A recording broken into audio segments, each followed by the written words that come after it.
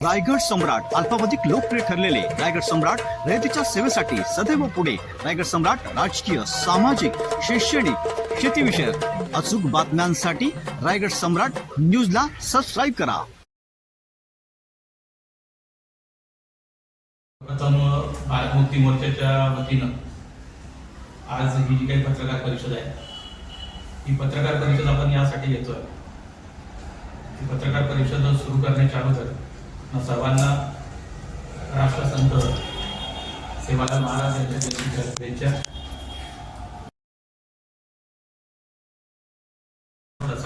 यांची देखील जयंती आहे, त्या जयंतीच्या देखील शुभेच्छा. आज महाशिवरात्री आहे, त्याच्या देखील शुभेच्छा.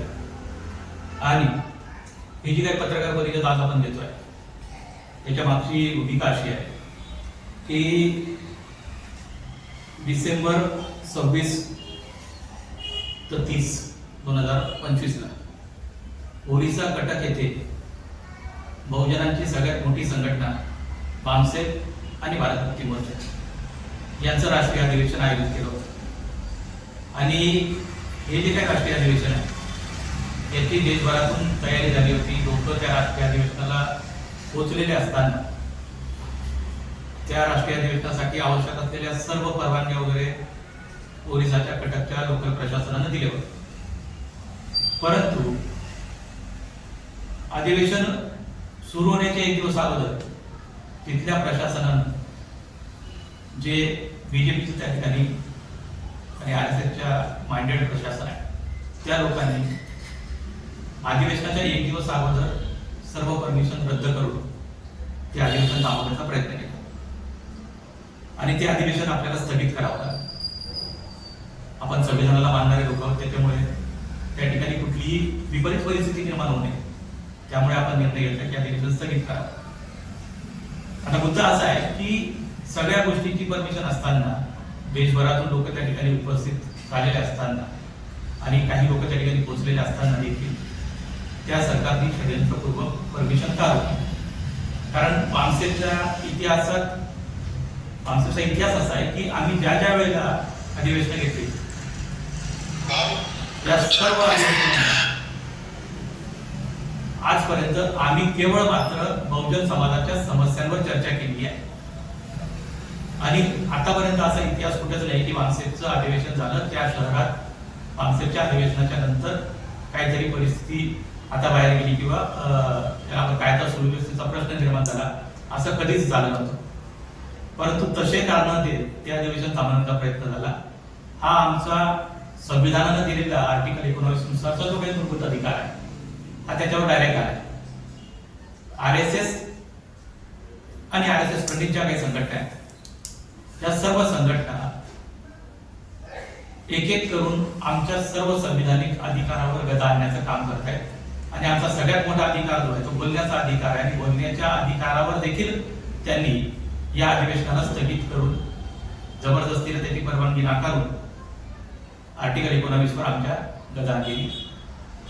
या अधिवेशनाला त्याची खासियत अशी होती की हे अधिवेशन आम्ही ओबीसीच्या जी काही जातीनिहाय जनगणना आहे त्या ओबीसीच्या जातीनिहाय जनगणनेला हे अधिवेशन आम्ही समर्पित केले होते. या अधिवेशनात देशभरातून येणारे जे काही प्रतिनिधी होते, देश विदेशातून प्रतिनिधी येणार होते आणि ते सर्व प्रतिनिधी या अधिवेशनामध्ये बहुजन समाजाच्या विविध समस्यांवर चर्चा करणार होते.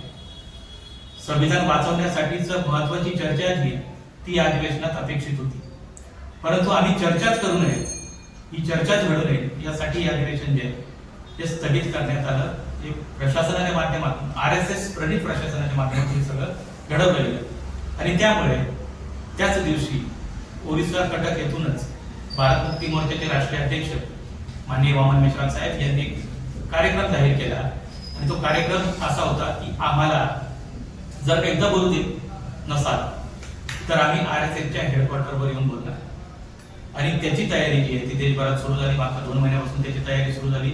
4 टप्प्यातले आंदोलन विविध ठिकाणी झाले आणि त्याच्यानंतर फायनल आंदोलन जे आहे ते आंदोलन येत्या 22 फेब्रुवारी 2026 ला नागपूर येथील RSSचं जे काही मुख्यालय आहे, RSSचं जे काही हेडक्वार्टर आहे त्या हेडक्वार्टरवरती देशभरातून लाखो लोकांची एक विशाल प्रदर्शन रॅली एक विशाल रॅली, एक विशाल प्रोटेस्ट मार्च जो आहे तो RSSच्या हेडक्वार्टरवरती होणार आहे आणि त्याची माहिती आपणा सर्वांना व्हावी, बहुजन समाजातील विविध संघटनांना व्हावी, विविध पदाधिकाऱ्यांना व्हावी आणि एकूणच बहुजन समाजाला व्हावी, यासाठी आजची पत्रकार परिषद आपण आयोजित केली.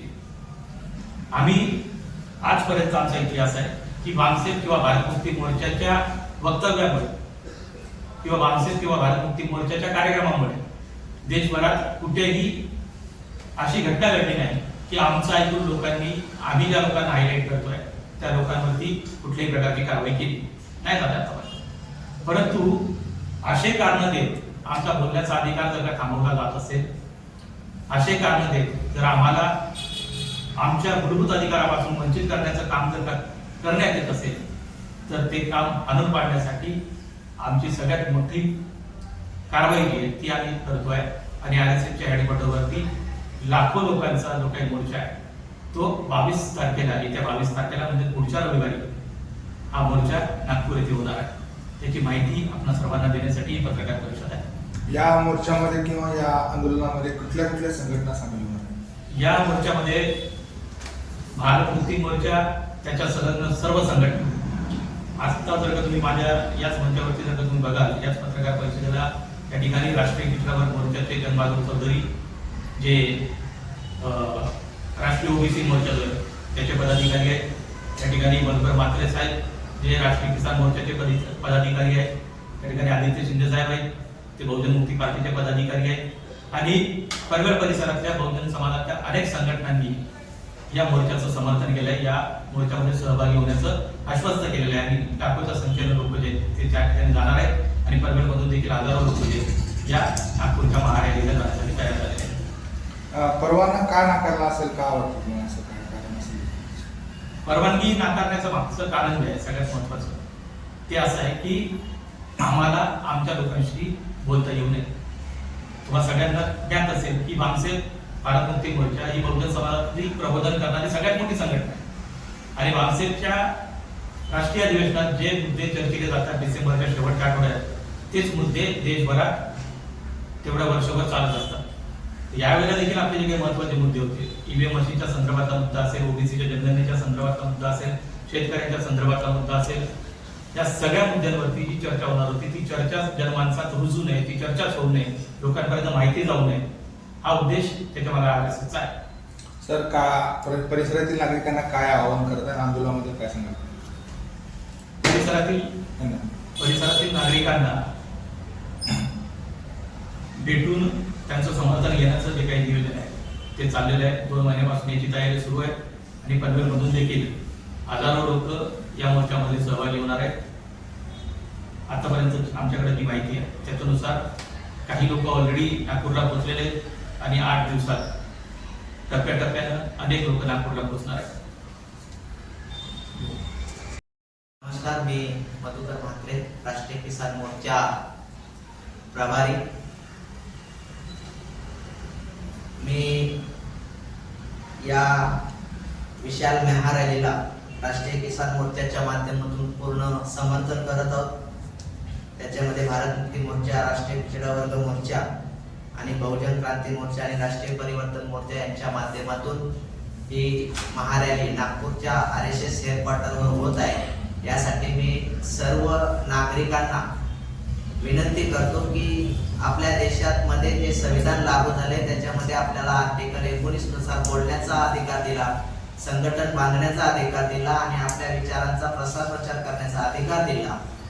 तो अधिकार आपल्याकडून हिरावून घेण्यासाठी RSS प्रणित भाजपा आज संपूर्ण देशभर प्रयत्न करत आहे की ज्यामध्ये ओबीसीची जाती न्याय जनगणना गेली 70 वर्ष या सरकारने केलेली नाही. त्याच्यामध्ये काँग्रेस असेल, बीजेपी असेल, त्याच्यामुळं ओबीसीला कुठलेही अधिकार मिळालेले नाही, ओबीसीला प्रतिनिधित्व मिळालेलं नाही आणि ओबीसीचं प्रतिनिधित्व कमकुवत करण्यासाठी, ओबीसीचे अधिकार नष्ट करण्यासाठी जे वोटिंग मशीनच्या माध्यमातून निवडणुका घेत आहेत, या निवडणुकीच्या माध्यमातून आज नगरपालिका असेल, पंचायत समिती असतील, जिल्हा परिषद असतील, यांवर पूर्ण बीजेपी RSSने कंट्रोल मिळवलेला आहे आणि बहुजनांचं नेतृत्व हे संपून टाकण्यामध्ये ते यशस्वी होत आहेत. यासाठी मी बहुजनांना राष्ट्रीय परिवर्तन मोर्चामध्ये राजकीय लोक असतील, बहुजन क्रांती मोर्चामध्ये ज्या सामाजिक संघटना असतील, यांना मी आवाहन करतो की या RSS ला रोखायचं असेल तर आपण सर्व संघटित होऊन या विशाल रॅलीमध्ये सहभागी व्हावं असे आशा व्यक्त करतो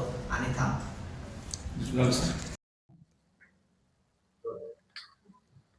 सर क्या बताएंगे आज प्रेस कॉन्फ्रेंस पर रखा है, आप कौन से संगठन से और क्या पार्टी कौन सा? सर मैं जंग बहादुर चौधरी, राष्ट्रीय पिछड़ा वर्ग मोर्चा पनवेल तालुका सह सचिव। आप सभी को नमस्कार। मैं भारत मुक्ति मोर्चा और राष्ट्रीय पिछड़ा वर्ग मोर्चा, बहुजन क्रांति मोर्चा और राष्ट्रीय परिवर्तन मोर्चा के माध्यम से जो कटक उड़ीसा में प्रोग्राम रखा गया था, खास करके OBC समाज के लिए, OBC की जाति आधारित जनगणना को लेकर के, OBC को जागरूक करने के लिए। जैसे देखा जाए कि 1931 के जाति आधारित जनगणना के आधार पे OBC की संख्या 52% बताई गई है। 52% के आधार पर अगर हम देखा जाए तो आधे से ज़्यादा आबादी OBC समाज की है। इस देश में देखा जाए तो हर दूसरा व्यक्ति OBC है। फिर भी इस देश में कुछ षड्यंत्रकारी लोग देश के प्रधानमंत्री तक को गुलाम बना रखा है। इसलिए हम RSS के हेडक्वार्टर पर महारैली का जो आयोजन है, राष्ट्रीय पिछड़ा मोर्चा के माध्यम से हम समर्थन करते हैं, क्योंकि सरकार को चलाने वाले लोग, क्योंकि RSS के जो मुखिया हैं, उन्होंने एक वीडियो के माध्यम से कहा है कि प्रधानमंत्री नरेंद्र मोदी मेरा पैर पकड़ के गिड़गिड़ा रहे थे, बिहार के मुख्यमंत्री नीतीश कुमार मेरा छोटा बालक है, इस प्रकार की बातों उन्होंने कह रहे हैं। तो कहीं ना कहीं हमारे देश के ग्राम प्रधान से लेकर देश के प्रधानमंत्री तक को रिमोट कंट्रोल से कंट्रोल किया जा रहा है।